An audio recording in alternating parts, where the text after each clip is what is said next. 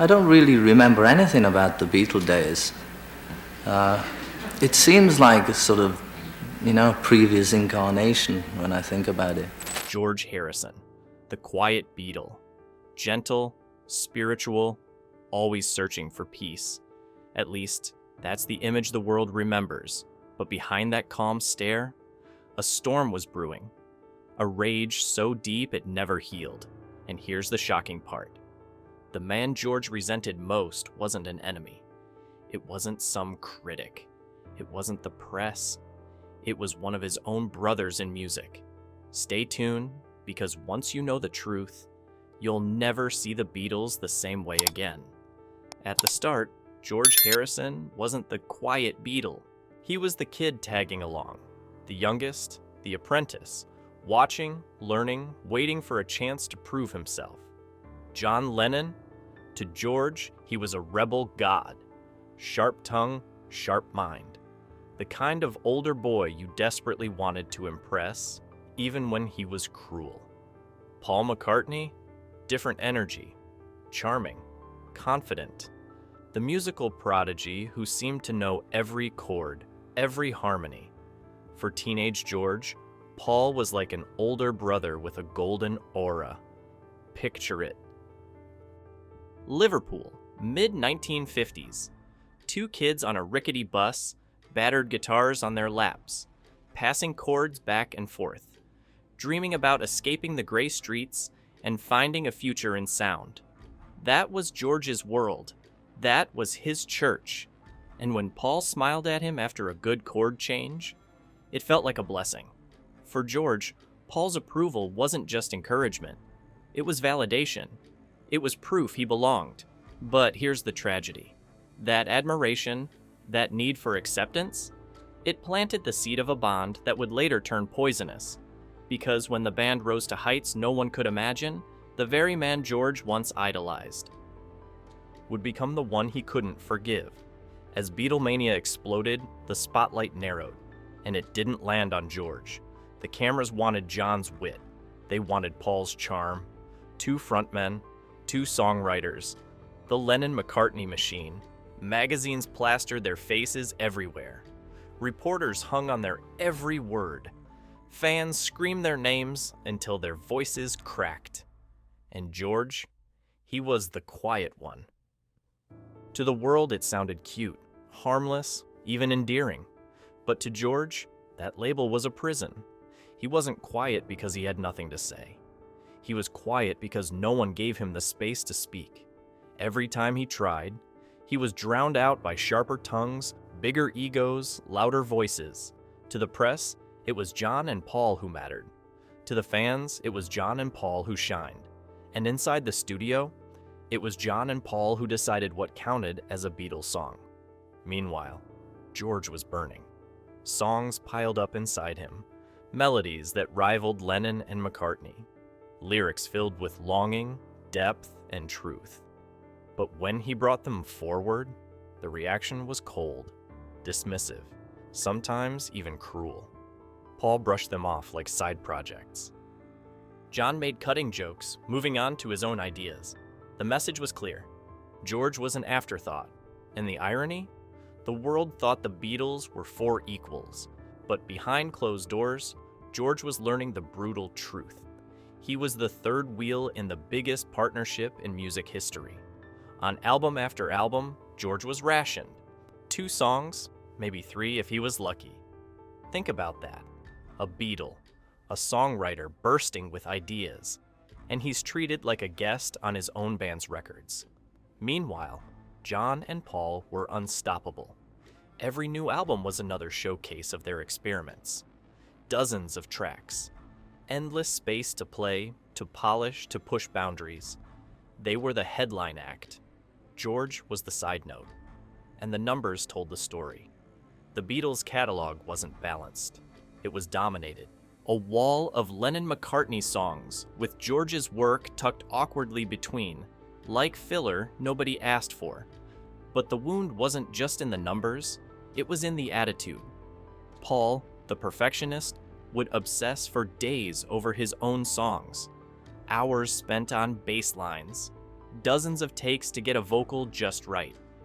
Every detail mattered when it was his music. But when it came to George, that urgency evaporated. The effort, half-hearted. The message, your songs aren't worth the time. John could be worse, sometimes outright dismissive. A shrug, a sarcastic comment, a brush-off that cut deeper than silence. George himself later said with bitter honesty, Paul would always help along when he'd done his 10 songs. Then, when he got round to doing one of mine, he would help. It was silly. It was selfish. To George, every recording session felt like a battlefield. Not against strangers, but against his own bandmates. Men who had once felt like brothers. Imagine pouring your soul into a song, only to watch it buried under someone else's vision. That wasn't just rejection, it was erasure. And slowly, it pushed George to the edge. Not just of the band, but of his patience, of his faith in the very dream he helped build. By the late 60s, George had had enough. Years of being sidelined had taken their toll. The admiration he once felt for John and Paul had curdled into resentment. And in 1969, it all came crashing to the surface. The scene? Twickenham Studios. The Let It Be sessions, cameras rolling, lights blinding. The Beatles, trapped in a freezing warehouse, trying to rekindle magic that wasn't there anymore. But instead of inspiration, the room was thick with tension. Paul, locked in perfectionist mode, lectured endlessly. John, distant and detached, barely present. And George? He sat there, simmering, watching the band he helped build twist into something unrecognizable. Every suggestion George made was second-guessed. Every idea met with condescension. Paul telling him how to play guitar lines. John shrugging off his words as background noise. For years, George swallowed it. But on this day, something snapped. His voice was calm, controlled. But the words landed like a bomb. I think I'll be leaving the band now. Get a replacement. Silence. Not just in the room, across history. In that instant, the greatest band in the world stood on the edge of collapse. George walked out. 12 days of silence. 12 days when the Beatles were not the Beatles. The band nearly ended. Not because of drugs, not because of money, but because George Harrison could no longer take the humiliation. When he came back, the world assumed it was reconciliation. But George knew the truth. It wasn't forgiveness. It wasn't healing. It was surrender. And deep down, something inside him had broken forever. The brotherhood he once felt with Paul, gone. What started as admiration, respect, even love, had rotted into something colder. In the early days, Paul was George's anchor, the older boy who showed him chords, who shared bus rides, who believed they could escape Liverpool together. They laughed, they dreamed. It was brotherhood forged in music. But success changes everything. The moment Beatlemania took off, Paul wasn't just a bandmate anymore. He was a leader, a boss. And George was no longer the kid with a guitar. He was a subordinate. Every session reminded George of the power shift. Paul hovering over his shoulder, dictating parts, correcting him, sometimes even playing George's own guitar lines. What once felt like guidance now felt like control. At first, George tried to swallow it. He told himself it was just Paul being Paul. Perfectionist, ambitious, focused. But over time, the admiration that once fueled George began to suffocate him. Every order felt like a dismissal. Every correction felt like a slap. And slowly, that old brotherhood curdled into resentment. By 1974, George no longer hid it. He said bluntly in an interview, I would join a band with John any day, but not with Paul. He's a fine bass player, but a bit overpowering. It sounded casual, almost polite. But beneath the words lived years of pent-up rage. It wasn't just about music. It was about betrayal. The man he once looked to for approval had become the man he could never forgive. And that wound, It never healed. But George wasn't done. Not by a long shot. Twickenham had broken something inside him, but it also lit a fire. If words couldn't win respect, he'd use the only weapon left: songs. For nearly a decade, George had been stockpiling music, ideas scribbled in notebooks, chords hummed into the night, lyrics that carried just as much brilliance as anything John or Paul were writing. But no one cared to listen. By 1969, the dam finally burst, and when the Beatles stepped into Abbey Road Studios, George arrived with ammunition. Here Comes the Sun, a melody born in Eric Clapton's garden, shining with hope after months of turmoil. It wasn't just a song, it was a declaration. George showing the world that light could still break through the shadows of his band's chaos. Then came Something, a love song so pure, so universal, that even the great Lennon admitted it was the best track on the record. Paul called it George's masterpiece, and Frank Sinatra went further, calling it the greatest love song of the last 50 years. For the first time, the Beatles released a George Harrison song as an A-side single, paired with Lennon's Come Together. And it wasn't just good, it was undeniable. Fans heard it. The charts proved it. The Quiet Beatle had just written one of the most celebrated songs in the entire Beatles catalog. But here's the twist. On the inside, victory didn't feel sweet. John seemed detached. Paul, supportive in interviews, still carried himself like the architect of the Beatles sound. The applause George craved most, from the two men who had dismissed him for years, was muted, reluctant. And that's the paradox of George's late Beatles years. He was at the peak of his creativity, delivering songs that would outlive them all. But instead of validation, every success was a reminder of how long he'd been ignored. Every compliment came late. Every bit of recognition felt begrudging. George was right all along, and being right only deepened the wound. When the Beatles split in 1970, George wasted no time. For John and Paul, the breakup meant licking wounds. Paul retreated into a raw, stripped-down solo debut. John poured his pain into the primal scream of Plastic Ono Band.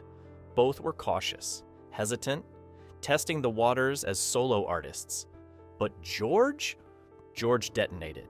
All Things Must Pass wasn't just an album. It was a triple album. A flood of songs that had been bottled up for years, dismissed as not good enough for Beatles records. Now, unleashed all at once, they poured out like a tidal wave. The world was stunned. This wasn't filler. This wasn't the Quiet Beatle. This was a songwriter at the height of his power. My Sweet Lord shot to #1, making George the first Beatle with a solo chart topper. The record sold millions. Critics hailed it as monumental, bigger in scale than anything Lennon or McCartney had put out. Suddenly, the man who'd been treated like an afterthought was standing taller than both of them, and George knew it. Every note of All Things Must Pass felt like vindication, proof that he hadn't just been underrated, he had been ignored, and now the world was finally listening. But beneath the triumph was something darker, because George understood the cruel truth. He could only make this music because the Beatles had fallen apart. The very band that should have nurtured him, believed in him, lifted him up, had instead forced him to bury his best songs until he couldn't hold them in any longer. So while the critics called it a masterpiece, to George, it was also revenge. Every chord, every lyric, every shimmering layer was a message aimed back at John and Paul. You should have listened! Even so, the scars didn't fade. Not with #1 singles, not with critical acclaim, not with millions of fans finally recognizing his genius. George was still haunted, because success doesn't erase the years you were told you weren't good enough. It doesn't erase the moments in the studio when your best work was brushed aside. It doesn't erase the sting of silence from the very people whose respect you craved most. And George never stopped feeling that silence. In interviews, his bitterness slipped through like cracks in glass. He once said, half joking but deadly serious, "I'd rather have Willie Weeks on bass than Paul McCartney." That wasn't just about music, that was rejection. A scar from years of Paul's perfectionism, control, and dominance. And Lennon? George's book, I, Me, Mine, barely mentioned him at all. Not out of forgetfulness, out of choice. It was as if George had erased John on purpose, a final act of defiance against the man who mocked his sitar, sneered at his spirituality, and dismissed his songs. The silence spoke volumes. Sometimes silence is louder than rage. Fans imagined the Beatles as a brotherhood. But for George, the memories weren't harmony. They were confinement. He wasn't nostalgic. He was scarred. And even as the world celebrated his solo triumphs, George himself carried an emptiness. Yes, he had proven them wrong. Yes, he had stood taller than John and Paul, but the applause came too late. It didn't heal the wound of never being heard when it mattered most. And then, December 8th, 1980, New York City, a night that changed music forever. John Lennon shot outside the Dakota Building. The news traveled like lightning. Millions of fans fell into shock. The dreamer was gone. The world expected the surviving Beatles to break down in grief. Ringo rushed to New York to comfort Yoko. Paul, stumbling for words, muttered the now infamous line, "It's a drag." But what about George, the quiet Beatle, the one known for his spirituality and songs about peace? Surely this would shatter him. Surely he would cry for the brother he once idolized. But no, George's response stunned everyone. He said simply, "He was murdered, but he'll live on in his music." Clinical, detached, almost cold. Fans couldn't believe it. Where was the emotion? The heartbreak? The brotherhood? The truth was far darker. For George, Lennon wasn't just the voice of Imagine. He was also the man who mocked George's sitar, who sneered at his devotion to Indian music, who treated his songs like afterthoughts. So when Lennon died, George wasn't just mourning a friend. He was mourning a relationship that had never healed, a wound that death froze in time, no apology, no reconciliation, no closure. And silence became George's last act of defiance. Where Paul tried to honor Lennon publicly, George chose distance. He didn't romanticize. He didn't rewrite history. He let the bitterness remain. To the fans, it felt cold. But to George, it was the only truth he had left. The truth is, George Harrison never fully healed from the Beatles' years. To the world, he was the quiet, spiritual Beatle, meditating in India, gardening at Friar Park, chanting prayers of peace. But beneath that calm surface, old wounds still bled. Because no matter how far he ran, from fame, from press, even from music itself, he could never escape what the Beatles had done to him. Think about it. George entered the band as the youngest, the apprentice, the wide-eyed kid who just wanted to play guitar. But for a decade, he was forced into the shadows. Every song idea dismissed. Every effort overshadowed. Every attempt at being heard drowned out by Lennon and McCartney's egos. That doesn't just vanish. That scars you. Even in success, George couldn't shake the bitterness. When All Things Must Pass top charts, when My Sweet Lord made him the first solo Beatle with a #1 hit, he didn't feel pure joy. He felt vindication, as if every record sold was a middle finger to the band that had underestimated him. But vindication isn't healing. It's revenge, dressed as triumph. And you could hear it in his music. Songs like Isn't It a Pity or Beware of Darkness weren't just ballads. They were wounds, set to melody.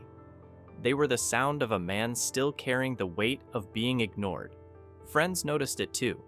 In interviews, George often tensed when Lennon's name came up.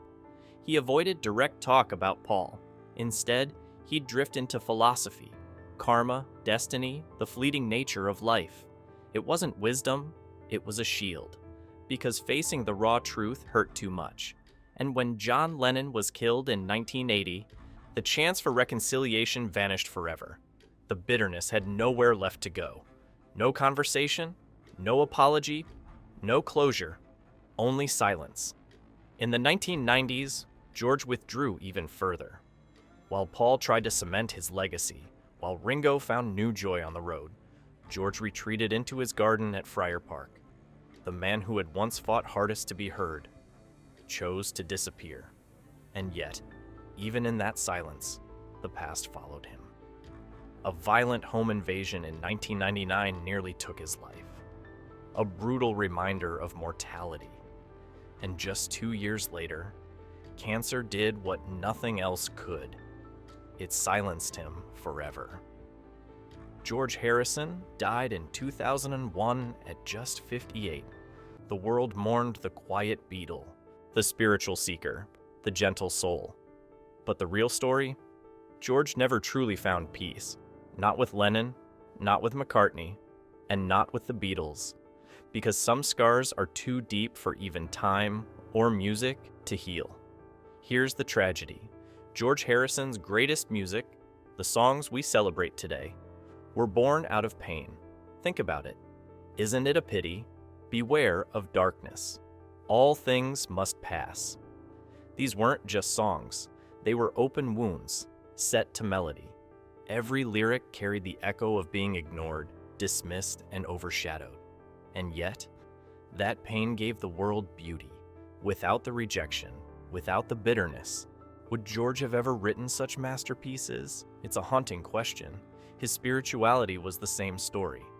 John mocked it, the press laughed at it, but George clung to it like a lifeline. Meditation, mantras, India. What the others sneered at became his survival. The very thing that made him a target of ridicule became the force that kept him sane. Irony followed him everywhere. The Quiet Beatle wrote some of the loudest truths. The one most overlooked ended up shaping culture in ways Lennon and McCartney never could. And yet, recognition came too late. Decades after the Beatles, Paul finally admitted they had underestimated George. Honest words. But to George, they arrived years too late to heal the wound. And that's the tragedy. Success didn't free him. Fame didn't fix him. Not even peace itself could erase the scars of being silenced when it mattered most. George Harrison's life was a paradox, a man who gave the world harmony, while living in dissonance. A man who preached peace, while quietly carrying rage. A man who seemed enlightened, but never escaped the shadows of his past. In the end, George searched for peace until his dying breath. But deep down, the battle for recognition never ended, not even when the world finally bowed to his genius. So what do you think? Was Paul McCartney really the one man George Harrison could never forgive? Or was it simply the price of being trapped in the world's most famous band? Let me know in the comments. And if you want more untold stories behind music's biggest legends, don't forget to like, subscribe, and hit that bell. The next story might change the way you see your favorite star forever.